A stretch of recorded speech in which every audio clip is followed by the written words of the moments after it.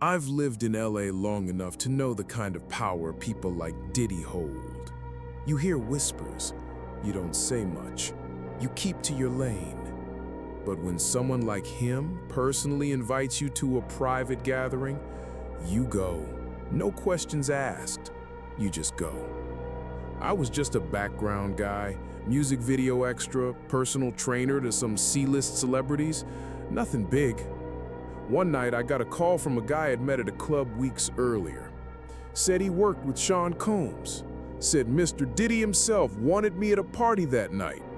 Just show up, don't ask questions, dress nice, he said. When I pulled up to the house, it was a mansion, more like a fortress. There were men outside in black suits, earpieces, silent. They scanned me, took my phone, and let me in. Inside, it didn't feel like a party. It felt like a trap. The lights were dim, the music was low, almost like a hum. I could barely make out the faces of the guests, but I felt them watching me. Then he appeared, Diddy, smiling, calm, as if he knew something I didn't.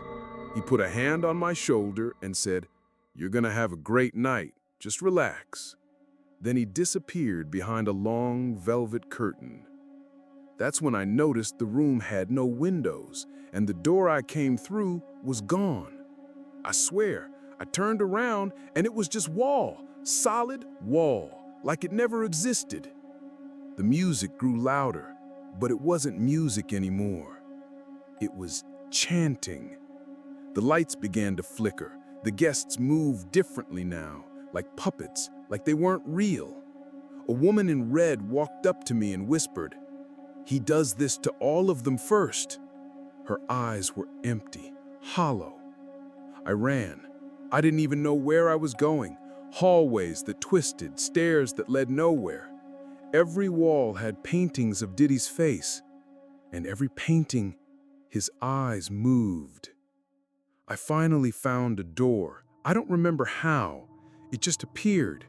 I burst through it and woke up in my car, parked in front of my apartment.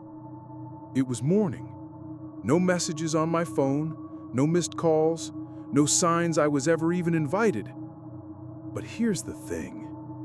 When I looked in my rearview mirror, there was something on the back seat. A velvet card, black letters, gold trim, one line only. My name is Julian, and my life was a symphony of beats and rhymes, a relentless climb from the gritty streets of Atlanta to the glittering heights of the music industry. I tasted success, but I craved more. I wanted to be a legend, a name whispered in the same breath as the titans of hip-hop. That ambition, that insatiable hunger, led me straight into the gilded trap of one of the industry's most enigmatic figures, a man called P Diddy. The invitation arrived like a golden ticket, an exclusive, all-white party at Diddy's estate in the Hollywood Hills. Rumors swirled around him like a dark aura, whispers of lavish excess, strange rituals, and an almost hypnotic control over those in his orbit. I dismissed them as industry gossip, the jealous murmurings of those who couldn't reach his stratosphere. This was my chance, my moment to ascend. I arrived in a pristine white suit, feeling like a king. The mansion was a labyrinth of opulence, filled with faces I'd only seen on magazine covers and screens. The air thrummed with a dangerous energy, a heady mix of champagne, ambition, and something else, something subtly unsettling. I noticed Diddy almost immediately. He sat on a throne-like sofa, surrounded by an entourage of impossibly beautiful people, his eyes hidden behind dark shades, seemingly scanning the crowd, always returning to me. I tried to play it cool, mingling, sipping my drink, but an invisible thread seemed to pull me towards him. Every time I looked up, his gaze was on me. It wasn't a predatory stare, not exactly, but an unnerving intensity that made the hairs on my neck stand on end. I felt like a specimen under a microscope, my every move scrutinized. The party was a blur of flashing lights and booming music, but his silent observation was the loudest sound in the room. Eventually, I found myself drawn into his inner circle. His security, hulking figures with impassive faces, parted from me as if I were expected. He finally removed his shades, revealing eyes that held an ancient, knowing glint. He smiled, a slow, deliberate gesture that didn't quite reach his eyes. He extended a hand, and his grip was surprisingly cold. "Julian," he purred, his voice a low rumble that seemed to vibrate through the very floorboards. "I've been expecting you." He led me away from the pulsating heart of the party, down a dimly lit corridor. I expected a private studio, a soundproofed haven for creative genius. Instead, he opened a heavy, ornate door to a room that was starkly, unsettlingly bare. No furniture, no decor, just a single plush velvet chaise lounge in the center. The air was thick with an almost sickly sweet scent, like decaying lilies. He locked the door behind us, the click echoing ominously in the silence. "This is where the real work begins, Julian," he said, his voice now devoid of its earlier charm, replaced by a chillingly flat tone. "True artistry requires sacrifice." He gestured to the chaise lounge. My mind screamed, but my body felt heavy, as if an unseen force was pressing down on me. I tried to speak, to protest, but the words caught in my throat. He produced a small, ornate vial filled with a shimmering, golden liquid. "A little inspiration," he murmured, his smile widening, revealing teeth that seemed a shade too sharp. I don't remember much after that. Fragments like shattered glass, the metallic tang of the liquid, a dizzying rush, the sensation of being utterly exposed, vulnerable. His voice, a hypnotic drone, guiding me, pushing me to places I never knew existed within myself. When I finally came to, I was back in my hotel room, disoriented, my body aching, but with a strange, unsettling clarity in my mind. I had written a masterpiece, a song that flowed from me effortlessly, a raw, visceral outpouring of emotion. But the cost was etched into my very soul. The song became a global phenomenon, catapulting me to superstardom. But every time I performed it, every time I heard it on the radio, I felt a cold dread. It wasn't my song anymore, it was his. Diddy had taken something from me, something intangible, and replaced it with a golden shackle. I was famous, rich, adored, but I was also trapped in a cage of his making. The whispers of his dark influence, once dismissed, now resonated with a terrifying truth. Years passed. Diddy's empire grew, his power seemingly limitless. I tried to break free, to reclaim my artistry, but every attempt was met with subtle, insidious resistance. Contracts appeared out of nowhere, legal battles threatened to consume me, and always, his eyes were watching. Then the leaks began. Whispers turned into shouts, rumors into undeniable truths. The golden cage began to crack. The videos, the testimonies, the horrifying details of his depravity, it all came flooding out. My own experience, once a private nightmare, was now part of a larger, more monstrous narrative. I saw others, artists I knew, their faces etched with the same haunted look I saw in my own reflection. The world was finally seeing the true face of Diddy, the monster behind the music. And I knew, with a chilling certainty, that my silence was no longer an option. It was a long, arduous battle, but the truth, like a relentless tide, eventually washed away the carefully constructed facade. Diddy's empire crumbled, his name synonymous with terror. I testified, my voice trembling but resolute, adding my story to the chorus of victims. The legal proceedings were a circus, a media frenzy, but in the end, justice, however slow, prevailed. He was stripped of his power, his influence, his freedom. I still make music, but it's different now. It's mine. The golden cage is gone, but the scars remain.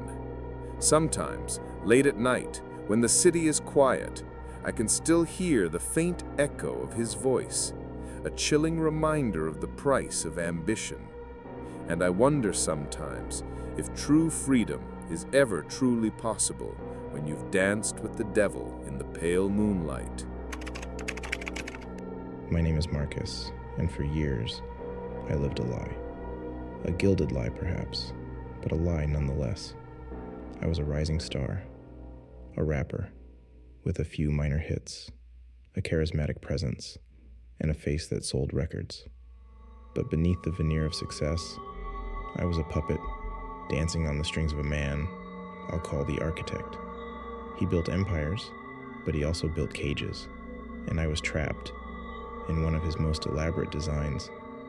It started innocently enough.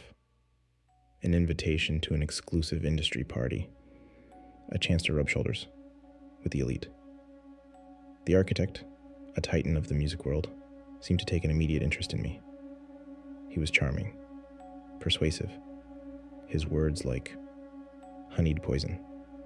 I was naive, hungry for fame, and I walked willingly into his web. He promised me the world, and for a time, he delivered.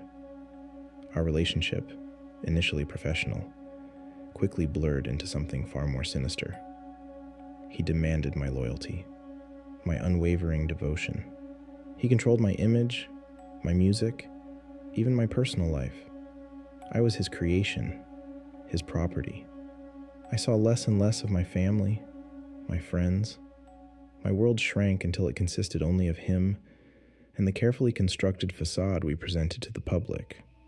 I was his trophy, his arm candy, a silent testament to his power. The parties were legendary, a kaleidoscope of excess and depravity. I was forced to play the role of the adoring partner, smiling for the cameras, pretending to be blissfully happy. But behind the closed doors, the mask slipped. I witnessed things, heard things, that twisted my stomach into knots. He was a monster, a predator, and I was his willing accomplice, bound by fear and the threat of professional ruin. One night, after a particularly grueling performance, I made a simple request, a moment of peace, a respite from the constant demands. His eyes, usually cold and calculating, blazed with a terrifying fury. He lunged, his hands like iron clamps, his voice a guttural snarl. He was a whirlwind of violence, a terrifying force I had never witnessed before. I thought he would kill me. When he was finished, he left me bruised and broken, a discarded toy, and went to shower, leaving me alone in the opulent hotel suite. This was my chance, my only chance. My body screamed in protest, but adrenaline surged through my veins. I scrambled for my clothes, my hands shaking, and stumbled towards the door. The click of the lock echoed like a gunshot. I sprinted down the hall, my heart pounding, my breath ragged. The elevator. I jabbed the button repeatedly, willing the doors to open, but they remained stubbornly shut. Then, the sound of the hotel room door opening. He was coming. I looked back, and there he was, a naked, enraged beast, charging down the hallway. His eyes were wild, his face contorted with a terrifying rage. "You're not leaving me," he roared, his voice echoing through the deserted corridor. "You're mine." He tackled me, dragging me back towards the room, his grip like a vice. I fought, I screamed, but it was useless. He was too strong, too consumed by his madness. The next few hours were a blur of pain and humiliation. I was broken, my spirit shattered. I no longer had the will to resist. I was his, completely.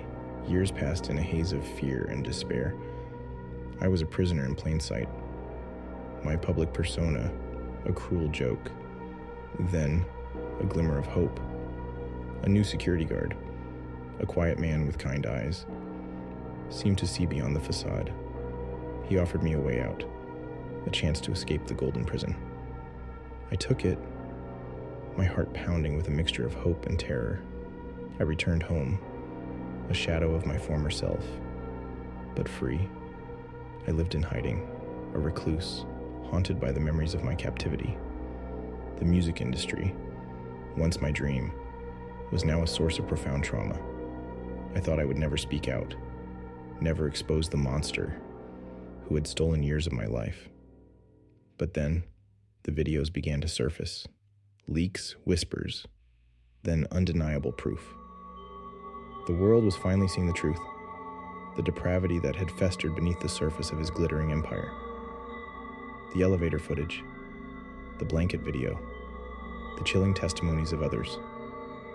It was all there, laid bare for the world to see.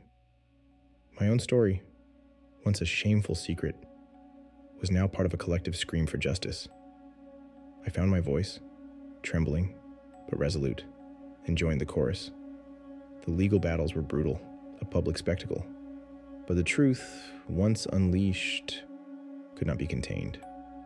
The architect's empire crumbled, his name forever stained by the revelations. He faced the consequences of his actions, stripped of his power, his influence, his freedom. I, and countless others, finally found a measure of peace, a chance to heal. The scars remain, a permanent reminder of the darkness I endured, but I am no longer a prisoner. I still struggle with the echoes of that time, the lingering fear, the deep-seated trauma. But I am free, and I will continue to speak out, to ensure that no one else falls victim to the architects of this world. The music industry, for all its glamour, hides a dark underbelly. And sometimes, the most terrifying monsters wear the most expensive suits. Always be vigilant. Always listen to the whispers, even the ones you don't want to hear.